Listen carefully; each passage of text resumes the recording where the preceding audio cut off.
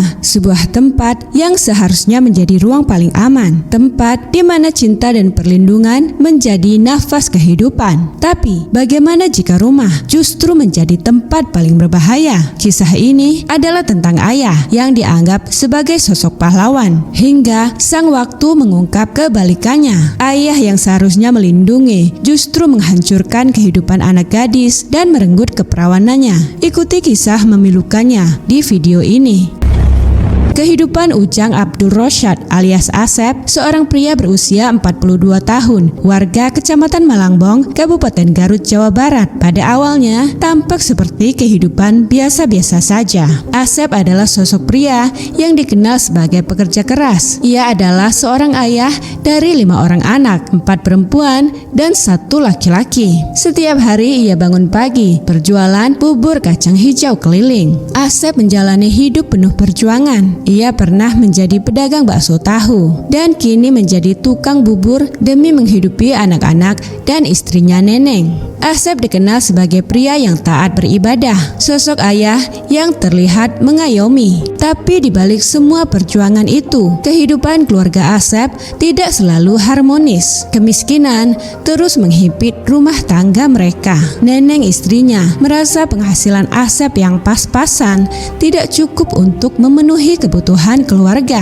Neneng pernah membujuk suaminya untuk mengizinkannya menjadi TKW di Arab Saudi. Dengan berat hati, ia mengutarakan niat tersebut untuk memperbaiki nasib keluarga. Namun, Asep menolak keras. Alasannya sederhana, ia tak ingin ada bahaya menimpa istrinya dan ia pun tak sanggup hidup berjauhan darinya. Pertengkaran pun pecah di antara mereka. Dalam emosi yang tak terkendali, Asep menampar Neneng. Tamparan itu bukan sekedar luka fisik, tapi juga meruntuhkan hati Neneng yang telah lama menahan kerasnya kehidupan bersama Asep. Neneng yang merasa tak tahan lagi, akhirnya mengambil keputusan besar. Ia menggugat cerai. Pada tahun 2010, mereka resmi berpisah. Perceraian itu membawa dampak besar pada anak-anak mereka.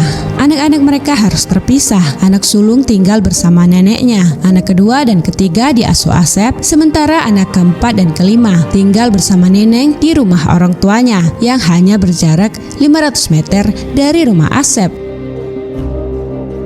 Setelah lama menduda, Asep dikenal oleh tetangga dan kenalannya sebagai sosok yang religius dan pekerja keras. Banyak di antara mereka yang berinisiatif menjodohkan Asep dengan anak atau saudara mereka. Meskipun Asep memiliki keinginan untuk menikah lagi, ia bertekad untuk terlebih dahulu mengumpulkan biaya pernikahan agar tidak merasa malu jika tidak memiliki modal yang cukup. Namun kenyataan hidupnya berkata lain. Untuk memenuhi kebutuhan sehari-hari saja, Asep sudah harus berjuang keras, apalagi untuk menabung biaya pernikahan. Tanpa istri di sisinya, kehidupan Asep perlahan berubah. Dari luar ia masih tampak sebagai pria yang menjalani hidup dengan biasa. Tapi siapa sangka, di balik pintu rumahnya tersimpan rahasia gelap yang bahkan tak bisa dibayangkan oleh siapapun. Perlahan, nafsu kelam mulai merasuki Asep. Ia melihat Maya, bukan nama sebenarnya. Anak keduanya yang saat itu telah berumur 12 tahun, mulai beranjak remaja dan cantik. Maya yang polos dengan fisik yang mulai berkembang menjadi sasaran pandangan tak pantas dari ayah kandungnya sendiri. Pada suatu malam, saat Maya sedang tertidur lelap, Asep mendekatinya.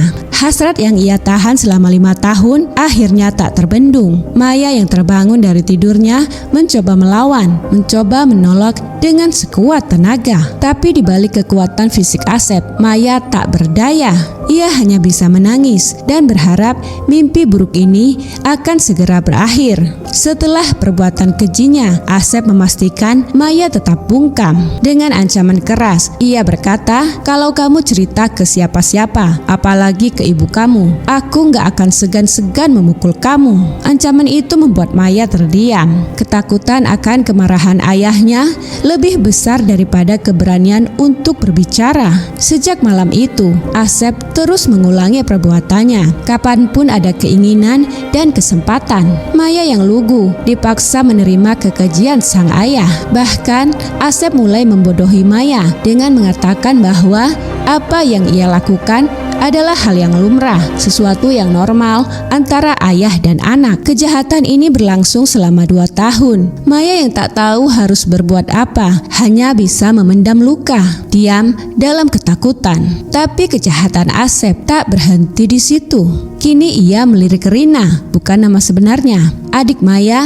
yang mulai beranjak remaja.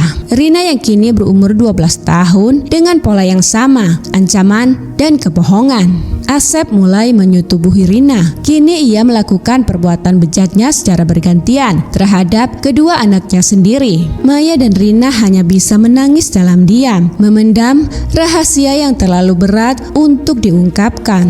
Kedua anak perempuan yang tinggal bersamanya, yang seharusnya ia lindungi, menjadi korban dari perilaku biadabnya sendiri. Ayah yang selama ini dianggap sebagai pahlawan, malah menjadi monster di balik wajah yang penuh senyum dan perilaku yang tanpa alim. Kejahatan ini terjadi di dalam rumah, tempat di mana seharusnya mereka merasa aman. Tapi bagi Maya dan Rina, rumah telah berubah menjadi neraka. Setiap hari mereka hidup dalam bayang-bayang ketakutan dan ancaman. Sudah tak terhitung seberapa sering mereka diperkosa oleh Asep. Mereka harus menanggung penderitaan yang tak bisa diungkapkan dengan kata-kata. Bahkan Maya telah menjadi budak nafsu ayahnya sendiri selama 4 tahun. Hingga akhirnya buah dari kebiadaban itu muncul. Setelah 4 tahun menjalankan aksi bejatnya, Maya pun hamil di usianya yang saat ini 15 tahun. Kehamilan Maya tak diketahui oleh orang lain. Pada tanggal 15 Juni 2019, Maya pun melahirkan seorang anak di Rumah Sakit Umum Daerah Slamet, Garut. Anak sekaligus cucu dari Asep. Keluarga besar Maya terkejut mendengar kabar bahwa Maya telah melahirkan seorang anak di luar nikah. Terlebih karena kehamilannya sama sekali tidak diketahui. Sang ibu Neneng merasa sangat terguncang dan berusaha mencari jawaban. Dengan penuh emosi, Neneng menginterogasi Maya, mendesaknya untuk mengungkap siapa pria yang bertanggung jawab atas kehamilannya. Awalnya Maya hanya terdiam tanpa memberikan penjelasan apapun. Namun setelah seminggu terus didesak oleh ibunya, Maya akhirnya mengungkapkan sebuah kenyataan yang mengejutkan. Asep, ayah kandungnya, adalah ayah dari bayi tersebut. Bak disambar petir, Neneng mendengar kenyataan yang keluar dari mulut Maya. Neneng menyesal karena merasa mengabaikan Maya, sekaligus tak terima dengan perbuatan biadab Asep. Neneng yang tak bisa menerima perbuatan keji tersebut akhirnya melaporkan Asep ke pihak berwajib pada 29 Juni 2019. Kasus ini segera menggemparkan warga Garut, terutama masyarakat di sekitar tempat tinggal Asep. Tak lama kemudian, Asep pun ditangkap oleh polisi. Dalam pemeriksaan, Asep mengakui perbuatannya. Lebih lanjut, Maradona, salah satu pihak berwenang, menyatakan akan memeriksa kondisi kejiwaan Asep. Tidak berhenti di situ, Asep membuat pengakuan mengejutkan saat diperiksa di Polres Garut pada 3 Juli 2019. Dalam keterangannya, Asep mengutarakan niat absurdnya untuk menikahi anak kandungnya sendiri dengan alasan itu adalah bentuk tanggung jawab. Menurut saya tidak apa-apa kalau saya ingin menikahi anak saya itu, ungkapnya. Asep bahkan mencoba membela diri dengan mengutip ayat suci. Meskipun pemahamannya sangat keliru, ia menyebut bahwa dalam agama hubungan dengan budak diperbolehkan. Tetapi secara salah kaprah mengartikan budak dalam bahasa Sunda sebagai anak. Pembelaan ini tidak hanya bertentangan dengan hukum, tetapi juga menunjukkan kedangkalan moral dan pemahaman agamanya. Polisi menjerat Asep dengan pasal 76D junto pasal 83 Undang-Undang Perlindungan Anak serta pasal 64 KUHP dengan ancaman hukuman maksimal 15 tahun penjara. Mengingat korban adalah anggota keluarga pelaku, sesuai ketentuan undang-undang, hukuman tersebut diperberat dengan tambahan sepertiga dari masa hukumannya. Bagaimana seorang ayah bisa melakukan hal sekeji ini kepada darah dagingnya sendiri? Bagaimana seorang anak bisa bertahan hidup dengan luka batin yang begitu dalam? Kisah Maya dan Rina adalah pengingat bagi kita semua bahwa predator tak selalu datang dari luar. Kadang mereka adalah orang yang paling dekat, orang yang kita percaya. Keadilan akhirnya datang ketika kasus ini terungkap. Kini Asep harus mempertanggungjawabkan perbuatannya di hadapan hukum. Tapi apakah keadilan mampu memulihkan luka mendalam yang dirasakan korban? Atau mungkin luka itu akan selamanya membekas, menjadi bayang-bayang kelam di hidupnya.